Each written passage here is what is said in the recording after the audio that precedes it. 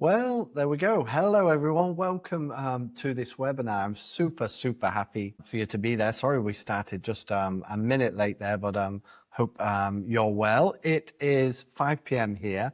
I'm based in Shanghai, but I know we've got people tuning in from around the world. So I've got you in front of me. I can see you. Hi, if you're joining in LinkedIn. Hi, if you are joining on Riverside. It is such a joy to have you here. Now, you will see a chat box if you're in Riverside. If you are on LinkedIn, feel free to add some comments in the chat, and we will make sure we do a little bit of a Q&A so we can make this as interactive as possible. If you're tuning in on the recording, hi, it's great to have you here. Ping me a message if you have any questions as we go along. This is our second webinar in a series. I did a webinar 2 weeks ago called the Qualification Trap, and that was all about leadership qualifications, whether they're fit for purpose, especially based on some conversations I've had with some different leaders who've been on that program. And today we're going to just do a little bit more of a practical session on how you can lead with more impact and a little bit less stress in your roles. So without further ado, let's get into it. A bit of an introduction to myself. So my name is Shane Leaning. As I said, I'm based in Shanghai, China. I mainly work with international schools around the world, and my day job is as an organizational coach. So working with leadership teams, working with leaders, really looking at strategic development in schools and school groups, especially across the international sector around the world. Now, a few of you might follow me online, might have seen some of what I do. This is my podcast, which is my absolute geeky joy. This is Education Leaders. Really proud that this has been chart topping around the world. It's a podcast that goes out weekly, specifically aimed at anyone in leadership in education. And in the podcast, I cycle between solo episodes where I'm sharing leadership tips, leadership advice, and also some in-depth interviews with some brilliant people. In fact, this week, I had a wonderful conversation with Alicia Drummond on developing a culture of well-being, specifically for the adults in your school. If you are interested, go check that out. It's a really good one. I'm also very proud to have co-authored this book called Change Starts Here.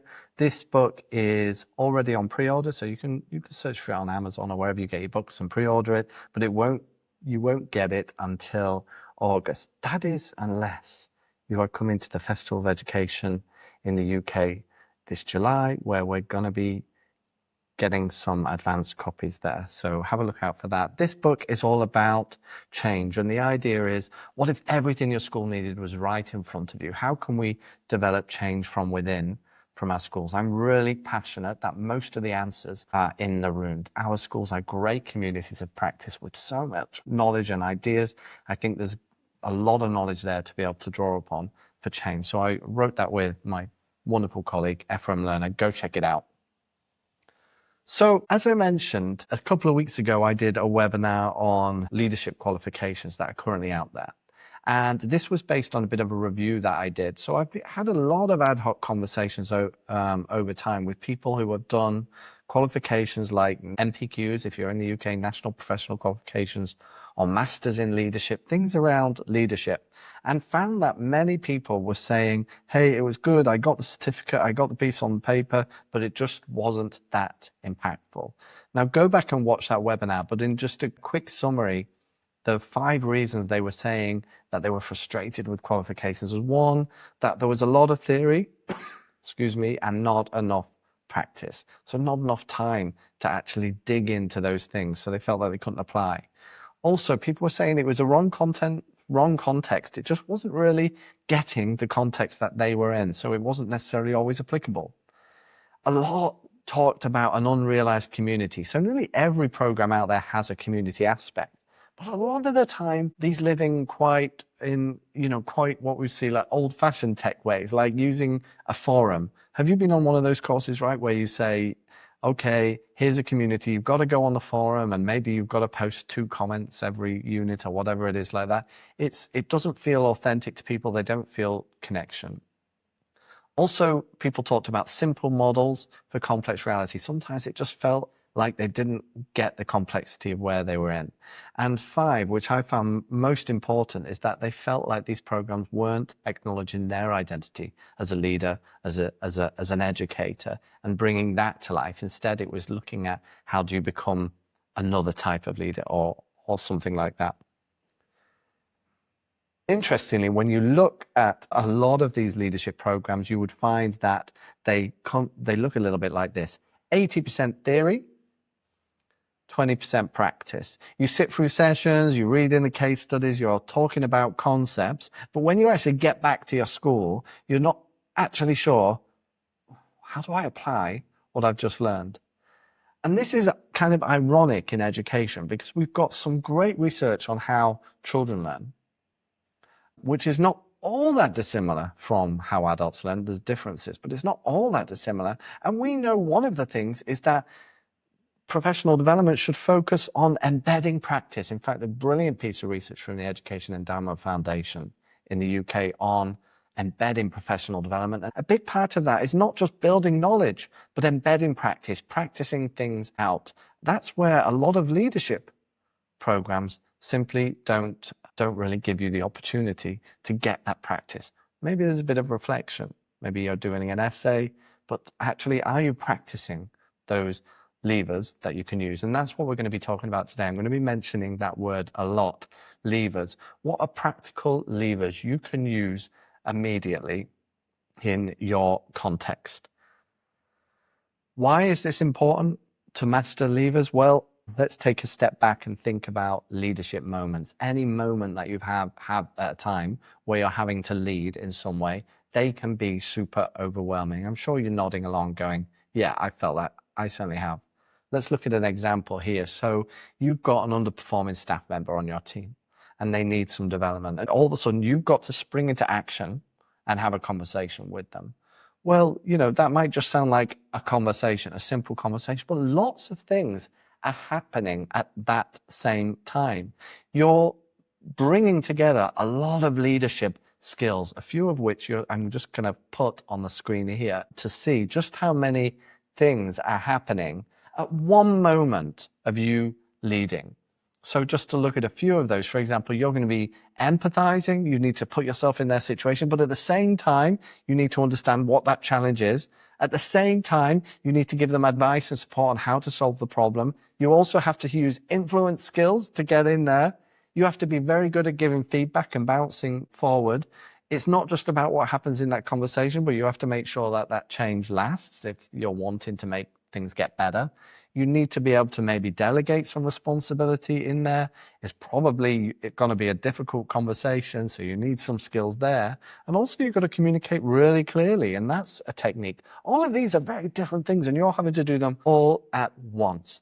This is really, really overwhelming. And yet these are the kind of case studies you might come across when you're on a leadership program and you'll be kind of discussing what to do. The problem is when we're learning, the traditional approach is that we learn a lot of these levers at once. For example, just learning through a case study, what would you do in this situation? And you're thinking about all those different things. And then when you get into that situation, actually it's overwhelming and nothing's actually sticking. A different way, a way that we know works with our students, for example, drawing on our power as educators, is we know we need to reduce cognitive load, and the best way to learn is to kind of master levers and start scaffolding them on top of each other. Master one thing. Maybe we can look at some techniques for just having a difficult conversation. And once we feel we've mastered that, maybe we can look at how you communicate with clarity. Once we've mastered that, shall we look at some empathy skills and start building these on top of each other? This way, as I mentioned, you reduce cognitive load and you're building a lot of confidence. There's the example. So once you've mastered how to give feedback, that's one less thing competing for bandwidth. It frees up cognitive load. That's the idea that we're trying to do. And yet most leadership programs try to teach everything at once. And that's why we're using a lever approach, and that's why I advocate for learning levers for leadership, that you can reduce cognitive load and build competence at the same time. So what do I mean by a leadership lever? Well, there In this short webinar, we're going to look at 10 levers that can have a big impact on your practice. But let me explain what makes something a lever. It's not just a leadership skill as such, but it's a small tool that can create quite a disproportionate impact. A lot of the time when we're looking at leadership programs, and in the conversations that I had with many people, they would be on a program and they would learn some big strategic theory, a theory of practice, or they would look at things like leadership styles or something like that, a big concept, maybe you've come across them, and they would think, this is great, but the impact just it felt smaller than the idea itself, the actual impact in their practice. Actually, we should be thinking in an entirely different way. We should be thinking, what are those small levers that have a really big impact on our practice? Because that's going to lighten our load. What do we want from a leader? Well, we want a leader, therefore, to create immediate impact. So these 10 levers are going to be levers that can create an immediate impact in your context, should you use them. Good levers should also build on your existing strength, not just try to force you to become a different type of leader, or a leader who you're not. It should build on who you are. That would be a good lever. It should be able to be adapted to any context and be immediately practiced in that context. And it should generate confidence through success. Actually, each lever builds your confidence because it gives you something concrete that you can do. And here's the key, is that all of these build on strengths you already have as educators. This is super important. In fact, authentic leadership is about being true to yourself and adapting to your context. Now, research consistently shows something really crucial about this leadership development that we often get wrong. Too often, as I mentioned, it tries to turn you into a generic leader. But we know there's many studies on authentic leadership, and it shows that the most effective leaders constantly leverage who they are, who they already are. I've experienced this countless times with leaders I've worked with. When we lean into who they are and their strengths, we see great progress in their leadership development. And as educators, you're in this webinar, you're an educator of some sort, you already have a lot of great leadership experience from your classroom. The question is, how do you leverage those? How do you leverage those in your role? So let's go into those 10 leadership levers. The first one links to exactly what I've just said, and that is using your experience. So the first leader is where we start, and it's where we always start. And when I'm looking at a program, I've got a leadership intensive, I'll tell you about it at the end of this session. We start exactly here. What is your experience? Because that's your foundation. And you already know lots of stuff as an educator. For example, managing behavior, differentiating for different needs, creating engaging experiences, assessing progress. The thing is, these are all leadership skills. They really are. The key is to mapping them onto your context. That's the key. And yet often when we go on a leadership program, it's almost like our role as educator is disconnected. So like, for example, your ability to read a classroom and adjust your teaching on the fly is the exact same skill you would do to read a leadership team meeting and be adjusting your approach. There are ways we can use that as a leader. As again, on my program, we go through these 10 levers in detail and practice them out. But that's our first lever.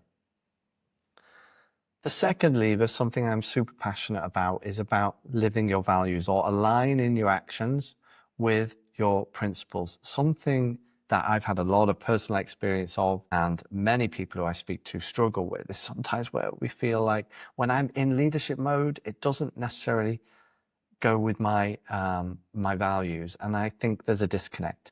And sometimes we're told you have to almost put those values at the door when you're a leader because you have to step into some other shoes. I don't believe that. I actually think it's about creating a really clear set of leadership principles that are realistic and that actually guide your decision. This has been a well-researched area in leadership. We know that there's been a Gallup study which looked at the global workplace, so leadership in general, and found that managers or leaders account for 70% of variance in their team engagement. We know from that as well that leaders who have a values-based approach are a key factor in increasing the engagement in their team. And it's not about hopping on someone else's value. This is getting crystal clear on your values and then making decisions which align with them. And when you'll see your team start to see consistency between what you say and what you do, your credibility really skyrockets. The third lever is communicating with clarity. How many times, for example, have you left a conversation thinking you're aligned? You've left a conversation and then you only discover that other people understood something very different from that conversation. Have you ever had that? I've had that a lot of the time. What this lever is about having a structured approach to ensure that everybody leads with a shared understanding. That doesn't happen by accident. There's specific strategies to use. And this is not a public speaking exercise.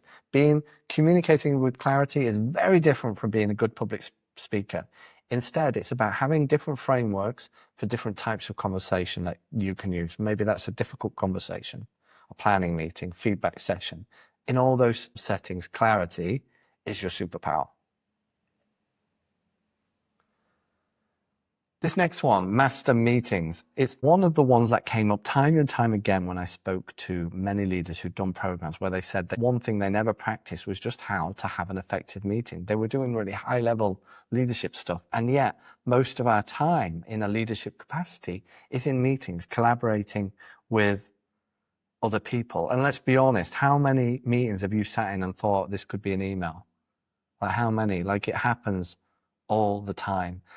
We can leverage these meetings. They actually should be the most powerful moments of our work that we do as leaders. And yet, Harvard Business Review, for example, looked at different people who are in meetings and found that only 25% of meetings were found to be productive. That's what people were reporting. I think 1 in 4, what a waste of time. When we're thinking about mastering meetings, this leader would involve looking at meeting typologies, looking at facilitation techniques and mastering some techniques that would respect everyone's time. Because when you run meetings people want to attend, your leadership credibility increases dramatically, your ability to get things done.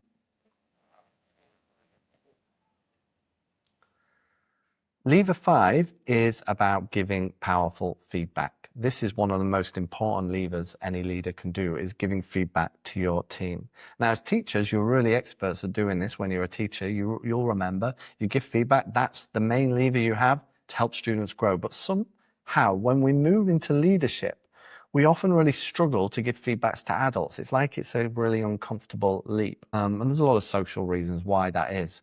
But what we need to be doing here is adapting some of those teaching feedback skills to a leadership context. Some of them transfer really nicely, some of them don't. So we need to explore which ones do, which ones don't, and then focus on future growth in those feedback conversations rather than past mistakes. With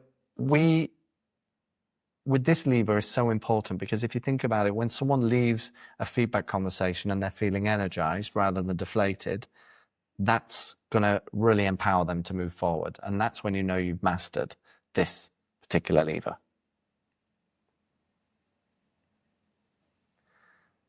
Lever 6 is on nurturing potential. That's all about how do you see the potential in everyone around you, just like you would do a student and they might not see that potential in themselves. This is about a team that, like Amy Edmondson talks about, with psychological safety.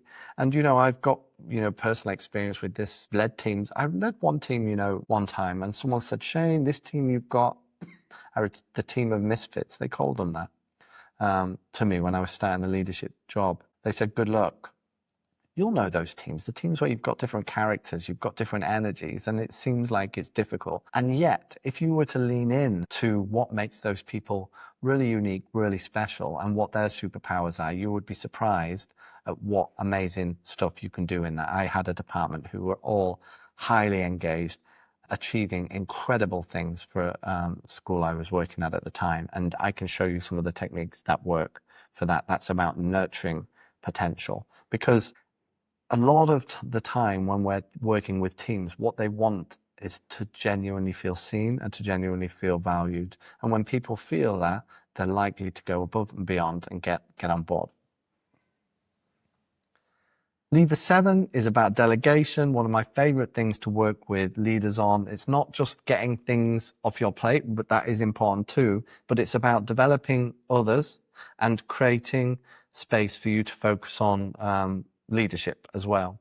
And delegation is something that often we talk about and we hear about. Let's delegate that. And many leaders I speak to have actually never practiced or looked at exactly what great studies have been done on delegation and what great frameworks exist out there to make sure you can develop, that you can delegate with real purpose and real confidence. So you can lighten your load, you can grow other leaders, but also you just have clarity in your communication about what gets delegated and what you do. And people feel secure with that.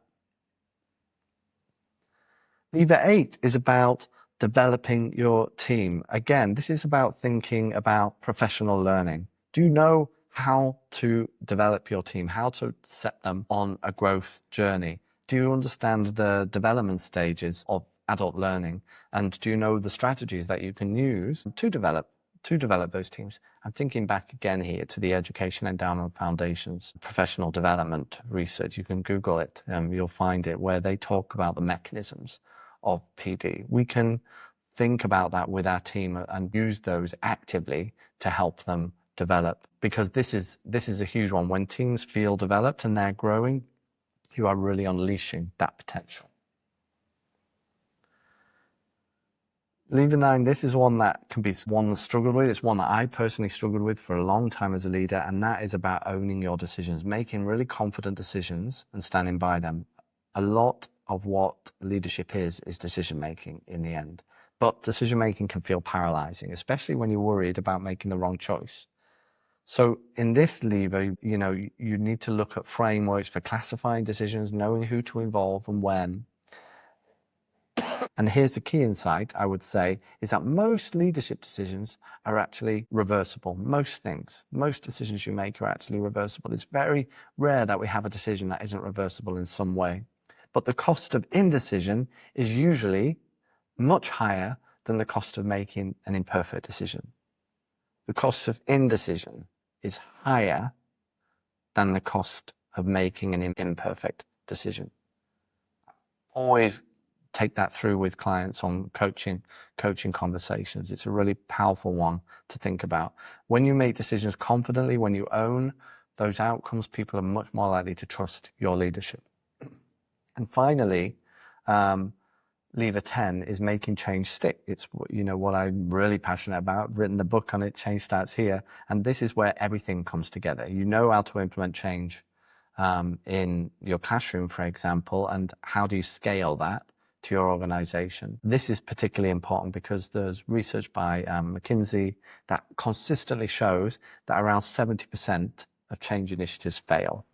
70%, mostly because they don't actually address the human element of change, the people in your organization. So mastering this skill it's another people skill. How do you get people involved in your change?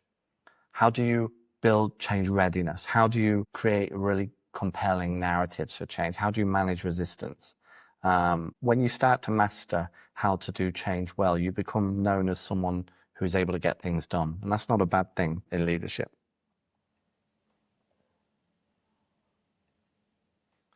And the great thing is those 10 levers is that when you bring them together, that makes them even more powerful. You don't have to master all 10 of those to start seeing results, but every time you develop a lever, the other ones become more effective. For example, if you're really clear on your values, your communication becomes more authentic. Or when you delegate with purpose, you're going to free up capacity to start nurturing potential in others. And that's the integration. That's what transforms good leaders into really great leaders. And the great thing is that this whole approach to practical development through levers works because it's grounded in a lot of research. So there's a lot of research, as I mentioned, on authentic leadership, showing that effective development leverages existing expertise. And we know that. We know that with students building on prior knowledge, for example. We also know that from the Education Endowment Foundation's 2021 guidance, that professional development must be practice focused to create real change. There are a lot of people talking about this at the minute. It's super important. The Gallup study in 2022, they did some research that showed that the behaviors of the leaders account for 70% variance in team engagement. So those specific behaviors you do, those levers that you enact, account for so much of the difference in whether your team are doing things well or not. And McKinsey, of course, shows that sustainable change requires systemic approaches, but ones that address that human element. So these 10 levers bring all of that together into a practical framework. There's the levers there that we've looked at. So I'm really curious to know from you which one of those levers resonates with you, with your current challenges. Have a couple of moments to think. Which one do you think is one lever that you would love to master first before any other? Take a moment to think on that. I'm just going to check in on the comments, see anything's coming so I don't miss too.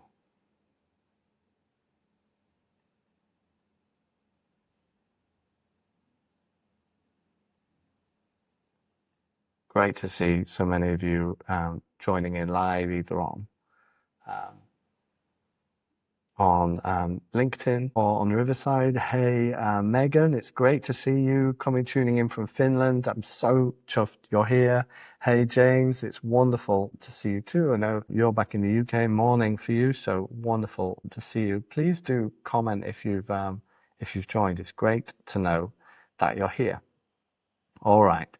So they're the levers. So let me finish by just giving you a bit of an introduction on something that I've been planning based on some of this research that I've been talking you through, and that is a new leadership program. It's called the Education Leaders Intensive. So it's an intensive program over 3 months. It's not one of these programs that goes every year. It's 3 months.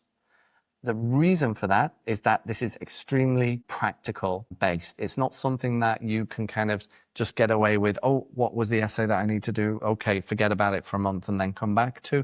It's going to be something that you're actively engaged on a weekly basis. We're going to go through 3 months, have an intensive time where we cover those 10 levers and try to master them in order to get big, directly demonstrable results.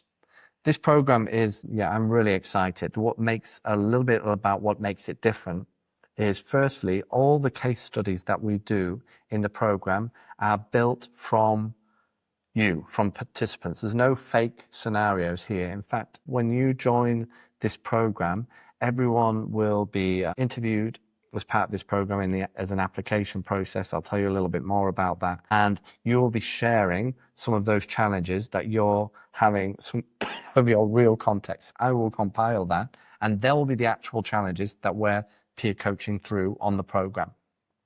We're going to also split into trios. So in addition to the sessions that I'm going to be doing with you, where we do a lot of practical work, there's trios for peer coaching, where you're going to be peer coaching. I'm going to teach you a peer coaching framework.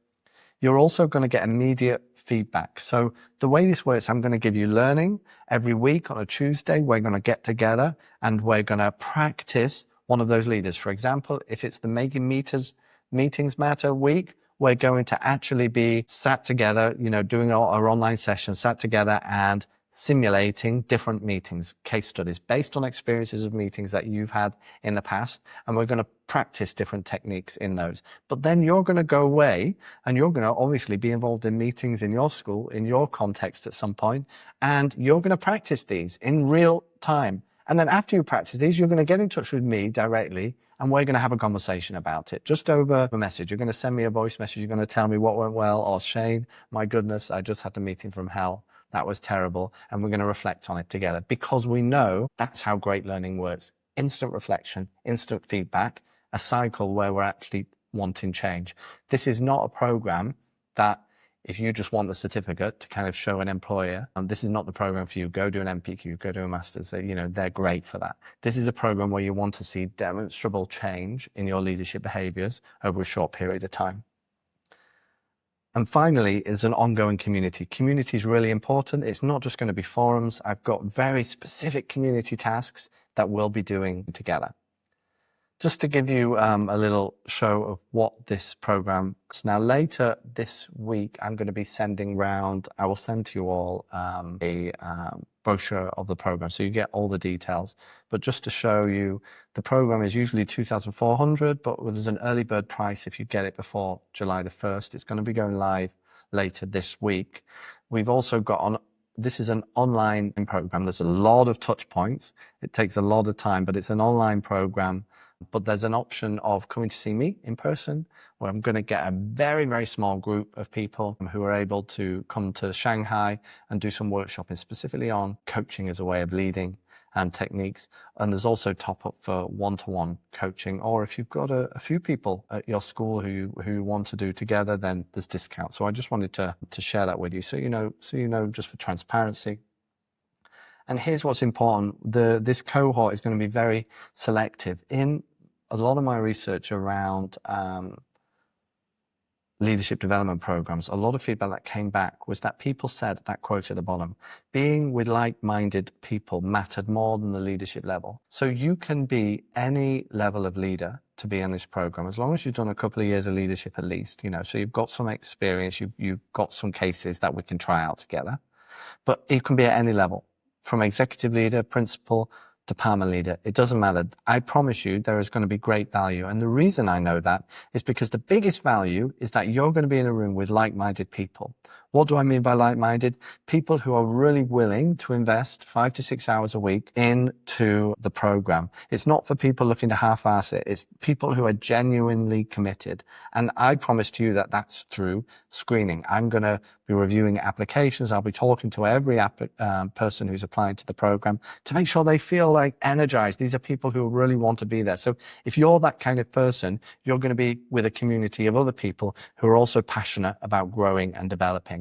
That's the important part. That'll be through a written application, a little video you'll submit, and a real commitment to growth and implementation. It's not the kind of program where you can kind of opt out and go, actually, I'm not going to be able to do that. If you don't think you're going to have the time to implement these things, then it's not going to work as well from you. So I wouldn't recommend you coming on the course. I'm not going to do that to you. So that's a quick overview of the program. But if you're interested in learning more, I would love to have a chat with you. After the webinar 2 weeks ago, where I first introduced this program, I've had a few great calls with people just to discuss their leadership position, where they're at the minute, or if you're leading a team and you've got some leaders who you work with, let me have a chat with you and we'll see what can work. I know I've had some conversation with people where we've gone, this could be a really great fit, and they're looking to come on the course, which is wonderful. I've had a few conversations with people where we had that conversation. We've said, you know what, there might be another better option for you. So we've got the chance to have that conversation. So if you fancy it, scan that QR code or go to my website. Let's book in a chat and have a conversation about your needs. We can just jump on a 20-minute call if you like and see what works for you. So that brings us to kind of the end of our session, but I wanted to leave a few minutes for some Q&A. So if anyone has any questions, please feel free to bring those questions up, and I will do my best to answer them. I have a few questions that were sent in just before. So if you are online and wanted to ask, please pop it in the chat or in the comments on LinkedIn. But otherwise, I've got some questions here. So someone asked about how will I find time to complete all the activities, because it sounds intense. So this is a little bit different to those normal programs. There's going to be no essays or assignments or anything like that. I don't want to add extra work to your busy schedules, apart from some of the things. The 2 hours a week with me, that's going to be, based on Leader, where we do the practical stuff as a group and we practice those techniques. In addition, every other week there is some coaching where you're working with a trio on coaching. That's a bit shorter, but most of the time is going to be spent actually implementing the things in your practice. So when we're learning about clarity, conversations with clarity, you're going to be trying to utilize opportunities within your leadership practice in your setting to practice those conversations, practice those techniques, and then feed back to me. So it's going to be embedded in your practice. So while it's definitely a commitment in time and you have to be committed to really thinking about doing that, it's designed to make your leadership more effective, not add extra burdens, if you like. Is it only for senior leaders? Someone asked. No, this program, as I mentioned, is designed for all leaders, so middle leadership or senior leadership teams. What matters more than your role is your commitment to growth, your desire to become a more effective leader. And the levers we look at through this program are applicable depending on different contexts, different situations, and we'll always give time to personalize them. Just having a look here.